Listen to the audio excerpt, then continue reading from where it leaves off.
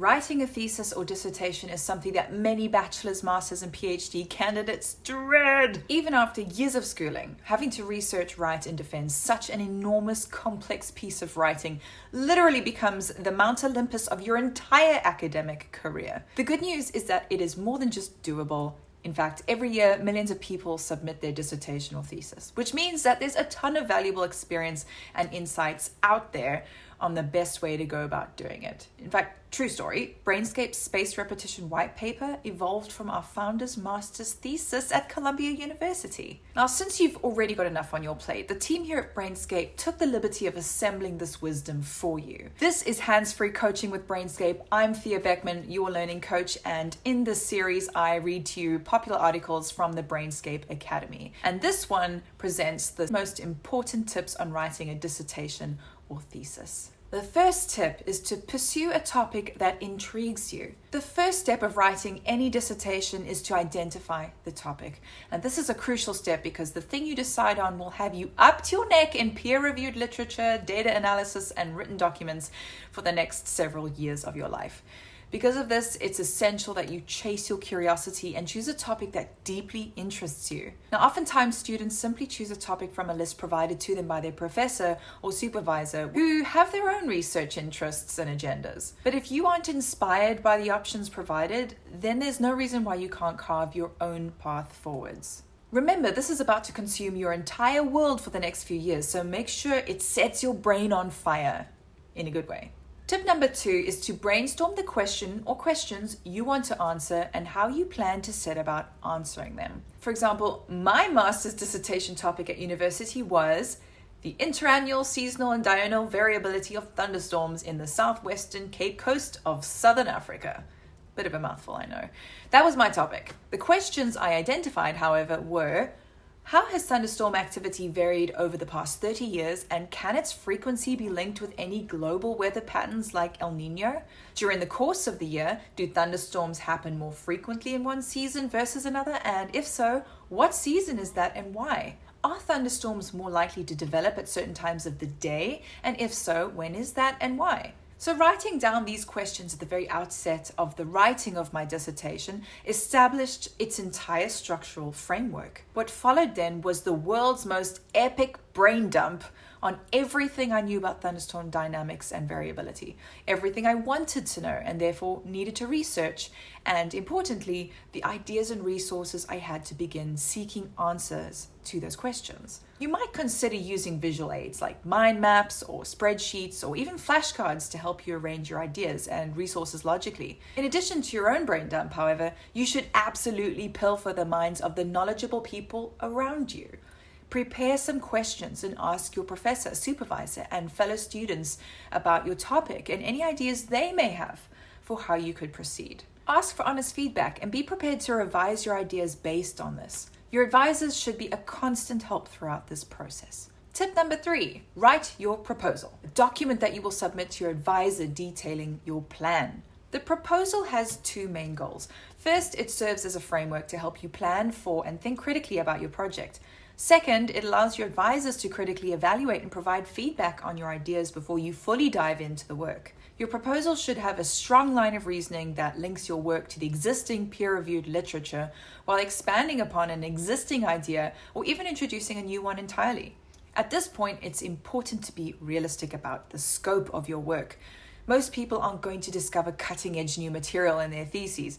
Instead, focus on small advancements. At the same time as you're considering your proposal, you'll need to, tip number 4, do a thorough literature review. In other words, read everything you can get your hands on. This comes hand in hand with the initial brainstorming you're doing on your topic. What you're trying to establish is what's been written about the subject before, and therefore what can comprise the rational framework of your argument that you are piggybacking onto old research.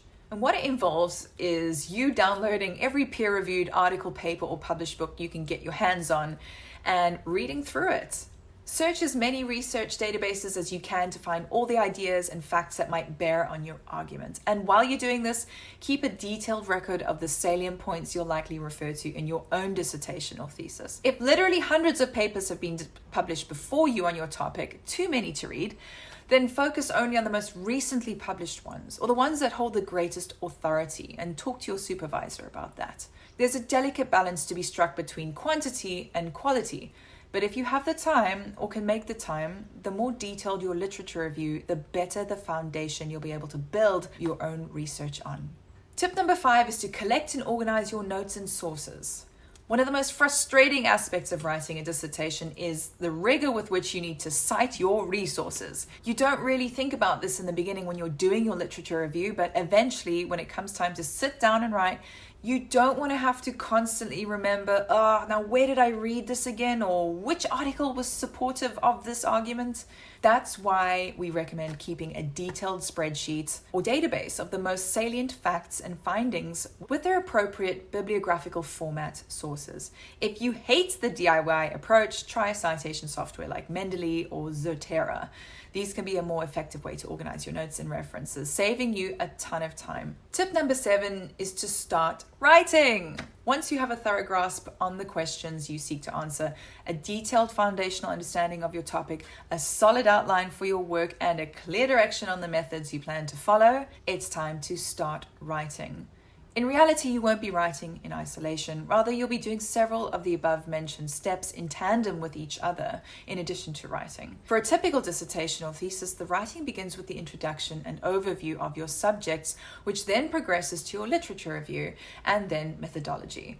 Try to write these sections as you go along, rather than doing all the research and analytical work, only to have to return to the beginning and write everything from scratch. Just keep in mind that a dissertation carves a winding path and that you may have to come back to your methods and outline and adjust it accordingly. In other words, don't grow too attached to what you've written until you are nearing the end and are certain that your research won't throw you any more curveballs. Pro tip, write in a clear, concise academic style, even from your first draft. Academic writing in general is valued for clarity over flowery language, unless you're in literature, eh? A final tip is to allow your research to dictate your conclusions. Some topics allow you the luxury of starting out with a point to prove and a conclusion to make. You can take a famous literary work, make an argument, and set out to substantiate that argument. You're neither right or wrong, you're simply revealing in a compelling way an interesting new viewpoint. Other topics, like science, however, do not allow this luxury. In science, you begin with a hypothesis, and while the point of your dissertation is to test whether that hypothesis is correct, you should never do so with an agenda to prove it right. Sure, you hope your hypothesis is right, but you must be unattached to the outcome so that you don't become blind to what the data is actually telling you. The risk of becoming attached to proving a hypothesis right is that you stake your thesis or even your career on proving something, only to have the data tell you something contrary or confusing. And this can be incredibly demotivating. And in some unfortunate cases, it can drive people to manipulate the data. Remember that just because you may not get the answer you were hoping for doesn't mean you didn't achieve anything. In science, no answer or a negative answer is still an answer. What you've done is establish the fact that where you thought there was a relationship before, there isn't in fact one. That's still valuable information. The moral of the story is to allow your research and data analysis to dictate your conclusions. Our final piece of advice on how to write a dissertation or thesis is to write a little bit every day. This research project is a marathon that takes many years of devoted work. You shouldn't rush the writing of it. From the very start, set aside a small portion of your academic day, whether it's just 20 minutes or an hour, to just write. If you do this, by the time you're ready to write up your actual findings, you'll have done more than half of your thesis, the introduction, literature review, methodology, and some of your analysis.